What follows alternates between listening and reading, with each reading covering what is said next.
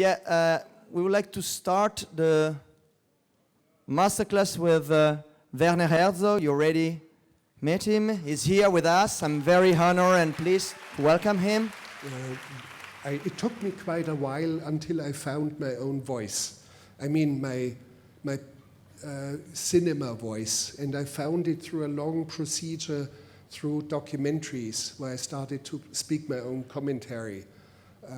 Very notably in Grizzly Man, for example, very notably in Cave of Forgotten Dreams, some other films. And somehow it caught on, and I became even a guest character at The Simpsons show. It sounds funny, but it's my apotheosis in American popular culture. So I took it with great respect. But back to your question, yes, you have to find your own voice. You have to find your own way to, and it's not a physical voice. It's also something that you get across on a screen. Even if your voice is not in it, your person is in what you are showing on screen, in a way. The caliber of a person is always visible on screen in some form or the other. On the film set of Bad Lieutenant, I was asked, why don't you shoot coverage? I took my assistant to the side and said, what do they mean by coverage? I have coverage for my car liability if my passenger is injured and he's covered up to $250,000 of bodily damage. So what is coverage? And he said, it's a shot from here, and a shot ultra close on the eyes, and a shot from a Zeppelin, and a shot this, and a shot. And I said, I don't need it.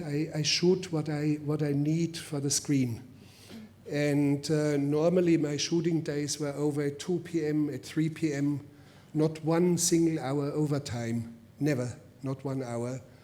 And on the second day when I was shooting and everybody was complaining about coverage, Nicolas Cage all of a sudden asked for silence. He said, silence, can I say something? And I said, Nicolas, go ahead. And he said to everyone, to the crew that assembled, he said to them, finally somebody who knows what he's doing, and then walked away. And I felt very proud of that, yes. Never show anything to anyone in a documentary. They will become self-conscious and they will freak out and they will think, oh, the light on me was bad, and oh, my hairdo was not good enough, and my God, I spoke too fast, or my God, and so never, ever, ever, ever do that. And if you have to work with a man like Kinski, never show him a second of the footage, because he's gonna completely freak out. And I've heard it so often.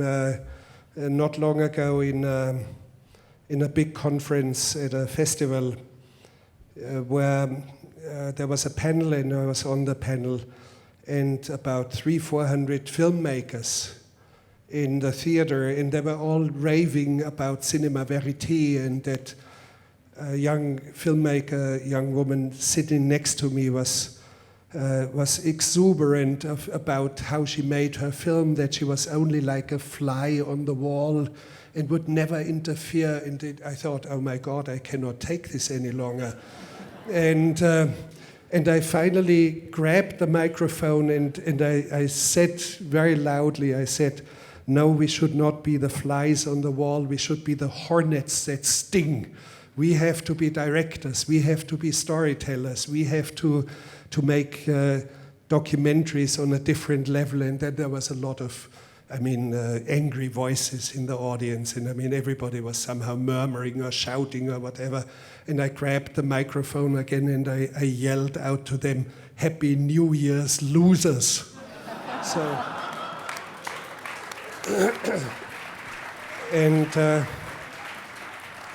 So what I'd like to encourage you, you have to be directors of your movies. Direct what you do, including documentaries.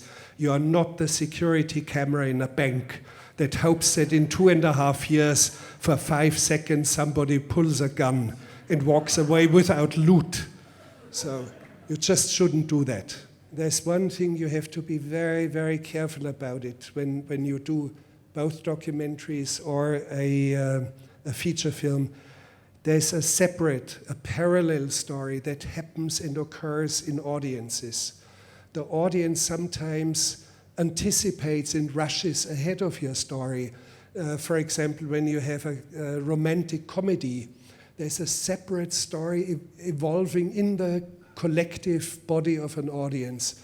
We together hope, oh my God, the lovers have so many obstacles, and we hope that they kiss each other at the end, and they find each other, and they live ever happily. And we are far ahead in our wishes, in our emotion. So you have to pay attention to the separate, to the second story, to the parallel story that occurs only in the audience. And if you do not understand this parallel story, if you do not develop a sense for it, you will never make a great film. That's my credo. I advise everybody who is going into filmmaking, don't spend your time in film schools. If you travel on foot for 4 months, it's better than 4 years in film school. And you really have somehow understood what the world is all about. You have to know that a camera will never switch off. You have to trust in your cameraman. Never ever switch off. Never even breathe.